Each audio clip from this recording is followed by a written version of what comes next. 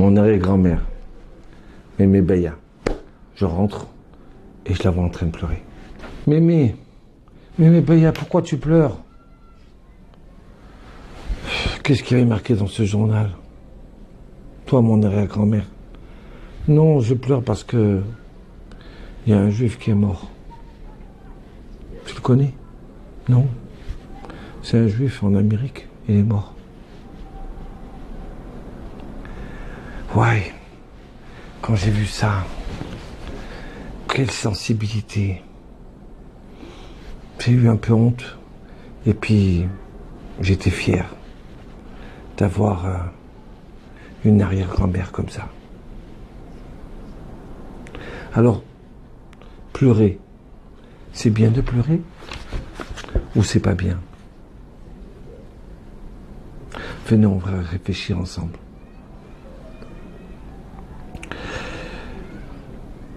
Nos sages, ils nous disent Kol ha-she'arim, toutes les portes du ciel, elles sont fermées, sauf la porte, les portes des pleurs. Depuis que le temple il a été détruit, nos sages ils disent toutes les portes, elles ont été fermées. Ça y est, il n'y a plus de temple. Il n'y a plus de bracha. Il n'y a plus de bénédiction. Nos sages ils disent qu'à l'époque du temple, il y avait une bracha sur Jérusalem, sur Israël, sur le monde entier. Une femme, elle ne se parfumait pas à Jérusalem, tellement le temple, il y avait des odeurs extraordinaires. On était protégés à Jérusalem. Toutes les nations du monde le savaient. Les grands empereurs, on peut conquérir tout, sauf Jérusalem. Nos sages disent que même le fruit, le goût des fruits, quand le temple s'est détruit, il est parti. Alors vous goûtez aujourd'hui une pêche, une pastèque, vous êtes content. Eh bien, c'est rien à voir par l'époque du temple. Donc alors, la Torah dit, Dieu nous dit comme ça, Asuli Migdash, Veshachati Betocham, faites-moi un temple et je réside parmi vous, dans vous. Ça veut dire qu'on avait un bien-être, chacun de nous, à l'époque du temple, à l'époque de Jérusalem construite. À un tel point que la Gemara a dit que quand le temple il s'est détruit, d'accord, eh ben, toutes les portes, elles sont fermées. Il y a des fois on peut prier, on peut crier, et ça passe pas. Sauf, il nous reste encore une porte, la porte des pleurs. Alors je crois que le Rav de Kos qui pose la question, je comprends pas. Si les portes de pleurs elles sont toujours ouvertes, alors à quoi ça sert des portes? Que nos sages ils ont qu'à dire toutes les portes sont fermées, sauf les pleurs. Pourquoi dire sauf les portes des pleurs? À quoi ils servent des portes si la maison est tout le temps ouverte, il n'y a pas besoin de porte. Et là il répond une réponse extraordinaire. Oui, il y a besoin de portes.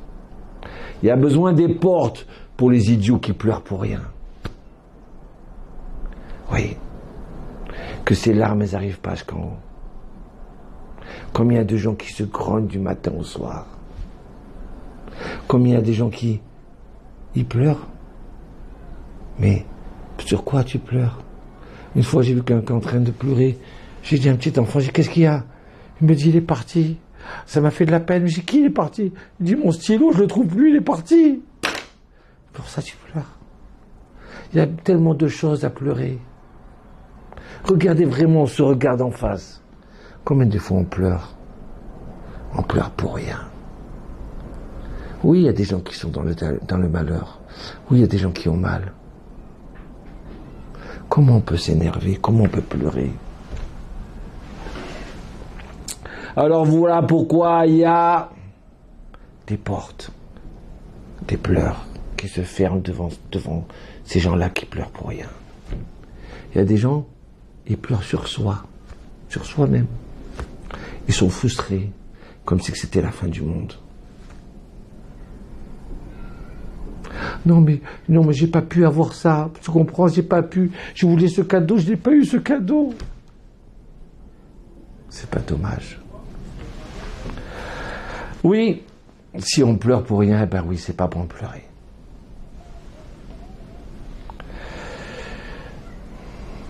J'ai rencontré une fois une femme qui m'a dit, vous savez quoi, j'arrive pas à me marier. Je lui dis, alors pleure. Viens, on demande, viens. Elle me dit, j'arrive pas à pleurer. Ouais, j'ai eu des frissons. Elle me dit, Rav, je vous dis sincèrement, j'arrive pas à pleurer, ça sort pas. Ah, je me suis dit, Miskena, alors vraiment elle, il y a de quoi pleurer sur ça. Si tu n'arrives pas à pleurer, il y a de quoi pleurer. Parce que des fois, de pleurer, ça fait du bien. Ça nous libère.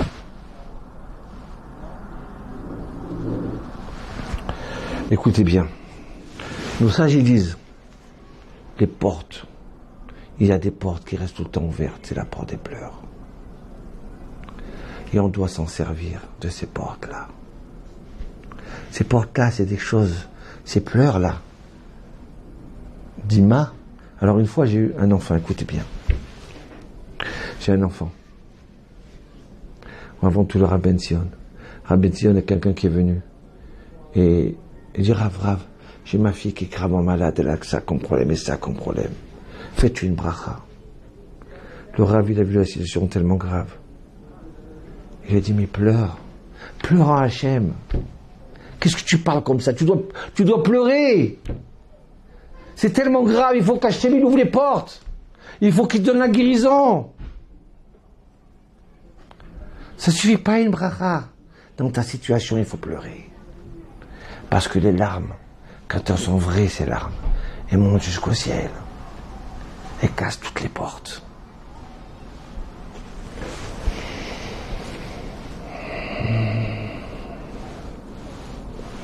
Une fois, on a un élève à nous, quelqu'un qui prie chez nous, il s'appelle Abraham Chassid, qu'Hachem lui donne une bonne santé. Sa situation est dégringole. Il a la maladie, le cancer. Alors on a décidé de se réunir tous, de louer un minibus et aller au Kotel. On est parti au Kotel et on devait dire une cinquantaine de télim. Et là, je lui ai dit, mais je suis pas content. Parce que je lis comme un automate. Ça vient pas. C'est quoi, on est là au Kotel pour prier? Comment c'est possible? Hachem, je comprends pas. Quelqu'un qui est dans la souffrance, qui est malade, qui est en danger. Et là, à ce moment-là, il arrive un type. Et j'entends des cris. Et j'entends des pleurs. Ouais, j'ai mal au cœur, je me retourne. Je vois à côté de moi un jeune, cheveux longs, un hippie, mais en train de pleurer. Tous ses entrailles sortaient. Aïe, mon Dieu, je t'en supplie, mon Dieu, aïe, mon chef, j'ai besoin de toi, chef. Ouais. Et là, je me suis mis à pleurer. Il s'est pas arrêté de pleurer pendant une demi-heure. Il sanglotait de pleurs. J'ai dit à Hachem, grâce à lui je pleure. J'ai cassé mon cœur, j'ai cassé mon massar, comme on traduit sur la massar, c'est mes barrières qui sont dans mon cœur, qui me séparent. J'ai dit à Hachem, juste parce qu'il m'a ouvert mon cœur, écoute sa prière. Écoute-le, je t'en supplie, et il continue à pleurer et à sangloter. Oui, on doit casser ces barrières pour pleurer. Comment c'est possible qu'on n'arrive pas à pleurer? Baba Salé, on raconte sur Baba Salé. Il est arrivé à Netivot. J'ai un arabe de chez nous de l'école, il m'a dit, c'était notre voisin. Et là, dans la nuit, les enfants, ils ont dit, papa, qu'est-ce qui se passe? Il y a des cris, il y a des pleurs, qu'est-ce qui se passe? Et là, le père, il dit, mes enfants, vous inquiétez pas. C'est Baba Salé qui pleure. À 2h du matin. Il pleure sur le temple qui a été détruit. Il pleure sur tous les Israël qui souffrent. Tous ces juifs-là qui sont malades. des flaques d'eau, il y avait autour de lui. Aïe, aïe, aïe. Et vous croyez qu'il était triste dans la journée? Non, il n'était pas triste dans la journée. Mais quand il faut pleurer, il faut pleurer. On n'a pas le droit de se retenir de pleurer. Quand c'est pour la cause, il faut exploser en pleurs.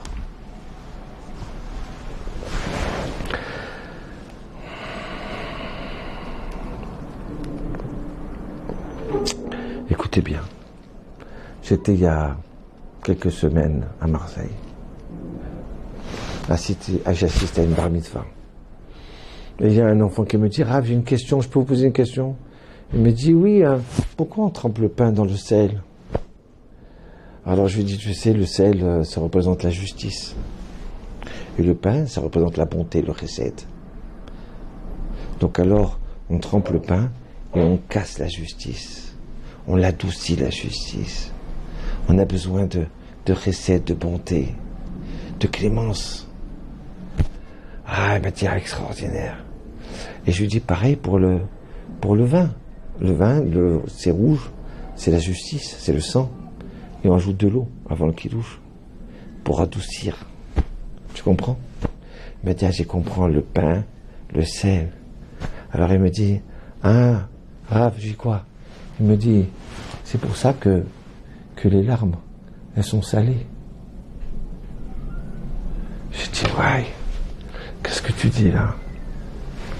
Oui, on pleure des fois parce qu'on a mal. La justice, elle nous a frappés. On n'a pas de travail. On n'a pas de femme. On est malade. C'est dur. Donc quand ça sort du fin fond de chez nous, alors les larmes, ils viennent casser ce sel-là qui est la justice. Et cette prière monte au ciel. Je lui dis, petit garçon, je crois qu'il s'appelait Ethan Zerbib. Je lui dis, tu sais ce que tu dis là? C'est extraordinaire. Tu m'as appris un secret. Tout pas. Rav Chaim Falaji dit, le Chida il dit, quand on fait notre prière, quand on fait notre amida, et à un moment, il faut s'arrêter et pleurer. Il faut supplier Hachem. Tu viens, tu commences la bracha de l'amida à Tachonen. Mon Dieu, donne-moi cette sagesse-là. Donne-moi cette intelligence. Donne-moi à comprendre comment me diriger dans la vie, à choisir ma femme que je veux. Je ne veux pas passer à côté. Je veux construire une belle famille dans le peuple d'Israël. Hachem, tu m'as fait papa. Mais est-ce que je sais être un époux? Est-ce que je sais dire oui quand il faut dire oui? Est-ce que je sais sourire quand il faut sourire? Est-ce que je sais ne pas rentrer en pleurant à la maison où mon chêne fait tordu? Est-ce que je sais éduquer mes enfants? Leur dire les paroles qu'il faut pour les adoucir, pour les aider à grandir. Nous attendons tous ce moment où le Mashiach sonnera du chauffard pour annoncer notre délivrance. Aujourd'hui, jour de Tisha B'Av, la reconstruction du 3e temple est plus que jamais entre nos mains. Prenez sur vous une mitzvah, une bonne action et envoyez-nous votre nom. Nous le transmettrons aux grands de la génération qui prieront pour vous. Rabbi Chaim Kanievski, Rav Israël Gantz, Rav Moshe Tzadka. Envoyez par SMS le mot mitzvah ainsi que votre nom au 00 33 6 24 44 66 07 ou par internet sur torah-box.com/mitzvah et les plus grands rabbanim prieront pour vous. Hachem Itbarach, je suis en train de vendre un produit mais je ne sais pas le vendre. Hachem, donne-moi cette sagesse-là. Hachem, donne-moi la guérison. Hachem, je suis malade. Oui, je suis malade. Je suis malade parce que je ne comprends rien dans ma vie. Je suis malade parce que j'ai de la fièvre et j'ai mal. Je commence à vieillir. Et tout se dégringole. Hachem, soutiens-moi. Fais que je reste noble devant mes enfants. Hachem Isbar, donne-moi la parnassa. J'ai pas. Non, j'ai pas. C'est toi qui me donnes les bonnes idées. Hachem, donne-moi cette sagesse pour parler à mon fils et à ma fille. Que je leur donne les paroles qu'ils ont besoin. Hachem, si tu m'enlèves cette sagesse où je suis, comment je suis aveugle dans la vie. Sauve-moi, Hachem, je t'en supplie. Voilà comment il dit le Chita. Hachem nous a noté des pleurs. Des pleurs qui peuvent monter jusqu'au ciel. À quoi ça sert de se ronger les ongles, pas dormir la nuit? Alors qu'on a la possibilité, on a une arme secrète. C'est l'arme des pleurs. Pas des pleurs de désespoir. Non. Des pleurs d'espoir. Des pleurs de trouver des solutions. Des peurs d'être une vraie maman. Un vrai papa. Pas s'exciter, s'énerver. Et montrer des mauvais exemples à mes enfants. Hachem, dirige-moi, aide-moi pour être un vrai papa. On pleure pour la guérison. Aïe, aïe, aïe, aïe, aïe. Combien de gens ils souffrent et qu'ils ont mal. Ils ont mal, ils ont perdu leur enfant. Ils ont été leur enfant en train de... Aïe, aïe, aïe, le plus dur, vous savez, quand vous rentrez à l'hôpital et vous allez à la section des enfants. Ana Hashem. Ana Hashem. Ana Hashem. Oshiana. Ana Hashem. Ana Hashem, mon Dieu, sauve-moi. Mon Dieu, guéris-le. Oui, on a une arme, mais on ne sait pas s'en servir. Les tzadikim, ils savaient pleurer. Quand on pleure pour des vraies choses, alors on ne pleure pas pour rien. Quand on regarde combien de souffrances dans le monde, combien Jérusalem nous manque, combien le Beth Amikdash, le temple nous manque. Alors à ce moment-là, quand on pleure sur ce temple-là, on se pleure à Tisha B'Av, le 9 Av. Alors à ce moment-là, on ne pleure pas sur des bêtises. On vient, on survole tout ça.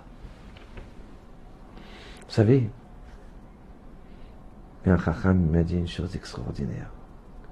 Il m'a dit, Hachem, il a laissé le mur, le kotel. Tu sais pourquoi il a laissé le kotel? Pour comprendre ce qui nous manque, pour qu'on pleure là-bas au kotel. Si vous allez au kotel, n'allez pas en groupe, allez-y seul, ou avec votre femme, mais pas en groupe de copains pour rigoler. Allez-y là-bas et défoncez-vous. Hachem, il a laissé. Il nous a donné une chance encore pour pleurer. Avant, on l'appelait le mur des pleurs.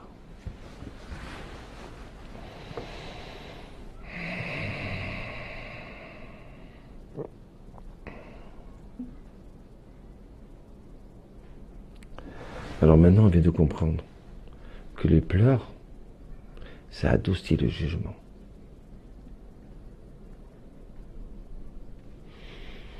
La Gemara dans Chagiga, elle vient et dit, Dieu il dit comme ça, Mir mon fils, il dit, et nous enseigne, comme ça il dit, Bisman Adam mystère, du moment où un homme il souffre, au moment où une femme elle a mal, d'accord, il souffre vraiment. Alors la Shrina, la présence divine, a dit, aïe, aïe ma tête, aïe comme j'ai mal à la tête, mon fils il a mal, ma fille elle a mal, Hachem il pleure. Voilà ce que dit la Gemara. Quand un homme il souffre, Quand un homme il pleure, quand une femme elle pleure, eh ben Hachem il pleure avec nous. Hachem il a mal avec nous. Le verset dit Bemistarim tivki nafshi. Il y a des moments dans la journée où Hachem il vient, il se cache. Bemistarim, dans la cachette je vais. Et mon âme elle pleure, tu es dit. Hachem il pleure parce qu'on a mal, il pleure parce qu'on est en exil, il pleure parce que on n'est pas à la maison, on n'est pas à sa table. Alors, il y avait un jour une femme qui avait très mal. Elle avait le cancer des os et des douleurs atroces. Et chaque fois, elle appelait son Rav. Ah, Rav aussi, j'ai mal. Et le Rav, il le bénissait. 1 fois, 2 fois, 10 fois, me dit Rav, ça fait 1 an que je vous appelle, j'ai mal, j'en peux plus, Rav. Qu'est-ce que je peux faire? Et le Rav, il pleure avec elle. Et à ce moment-là, il lui dit, ma fille, combien tu as mal? Elle dit, je sais pas comment te dire, par rapport à une rage de dents. Je dis que par rapport à une rage de dents, mais 100 fois plus mal qu'une rage de dents, Rav. 100 fois plus. Alors le Rav, il lui dit, tu sais, comment tu t'appelles? Sarah. Si toi tu as mal 100 fois plus d'une rage de dents, eh ben Hachem, quand il te voit ta douleur, il a mal 1 million de fois plus. Betsar l'otsar, quand le juif il a mal, quand la juive elle a mal, eh ben moi j'ai mal, Hachem il dit. Tu comprends? Hachem il pleure encore plus que toi. Et voilà que, au bout de quelques jours, les enfants ils appellent le Rav et disent Rav, je comprends pas, qu'est-ce qui se passe? La maladie elle est là, mais maman elle pleure plus. Maman, elle pleure plus. Alors le Rav, il a compris. Et il s'est mis à pleurer. Elle pleure plus parce qu'elle veut plus qu'Hachem il pleure. Voilà pourquoi elle pleure plus. Elle veut plus faire mal à Hachem. Bemistarim tivki nafshi. Les larmes. Pourquoi c'est tellement fort? Parce que ça vient du fin fond. Très loin, ça casse toutes les barrières et ça monte. Voilà pourquoi c'est fort. Voilà pourquoi nos sages nous disent que le jour de Tisha B'Av, où on est tous par terre et on est en train de pleurer, parce que oui, Jérusalem, on parlait de la sagesse des enfants de Jérusalem. C'était des enfants génies, c'était une beauté spéciale. Et depuis le temple qui a été détruit, ça y est. Alors quand on pleure vraiment, alors nos sages nous disent, le Mashiach est né à Tisha B'Av. Maintenant je commence à comprendre ces paroles-là. Le Mashiach est né à Tisha B'Av, vous savez pourquoi? Parce qu'on pleure, parce qu'on comprend où est notre problème. On a mal, on se sert de cette arme secrète-là.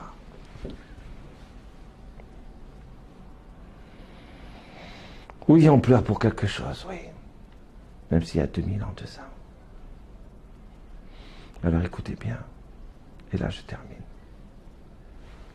Nos sages ils disent que pendant des centaines d'années, quand le temple a été construit, il y avait des chérubins. C'était un garçon et une fille. Ils se regardaient l'un en face de l'autre. Des petits bébés qui se regardaient avec des ailes qui se touchaient. C'était le shalom dans le peuple d'Israël. C'était la bénédiction. Le temple était là. Mais les dernières années, quand le Kohen Gadol il rentrait dans le temple le jour de Kippour, il rentrait dans le Saint des Saints. Et là, il voyait quoi? Ces 2 enfants-là, ils ne se regardaient plus. ils avaient le visage ailleurs. Donc ils savaient qu'Hachem n'était pas content de nous. Hein?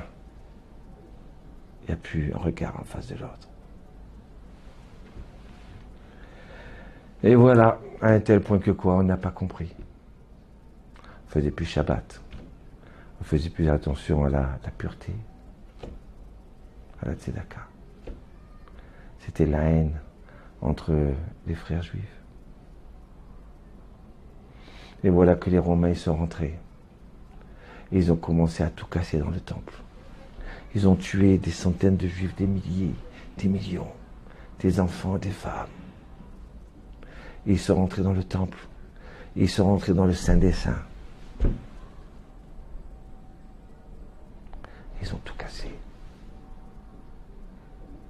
Ils ont pris une épée. Ils ont poignardé la parouchette, le rideau. Nos sages qui disent qu'à ce moment-là, les deux enfants, qu'est-ce qu'on voit? Ils étaient enlacés l'un dans l'autre. Enlacés. Comme pour nous dire, mes enfants, je suis obligé de brûler le temple. Je suis obligé de tout casser pour que vous appreniez. Mais je vous aime. Comme un papa qui va punir son fils. Mais il aime tellement son fils que quand il le punit, il pleure avec lui. Oui. Oui, je voudrais me remercier mes bébés qui savaient pleurer. Donc, Hachem, il pleure avec nous. Torah Box, c'est la diffusion chaque jour de cours de Torah variés et innovants, adaptés à chacun. Grâce à une équipe investie et désireuse de diffuser la Torah à son peuple, des cours sont enregistrés chaque jour en studio, puis montés et diffusés. Avec des rabbinim de haut niveau, sur tous les sujets de la vie juive, paracha, pensée juive, halakha, couple, éducation, émouna, histoire juive. Et chaque semaine, une histoire exceptionnelle à raconter le Shabbat. De nouvelles émissions et débats innovants qui confrontent Torah et actualité. Des concepts de vidéos qui expliquent la halakha de manière ludique, divertissante et accessible. Et des programmes de Torah pour nos enfants. Torah Box, c'est du judaïsme sur mesure pour vous.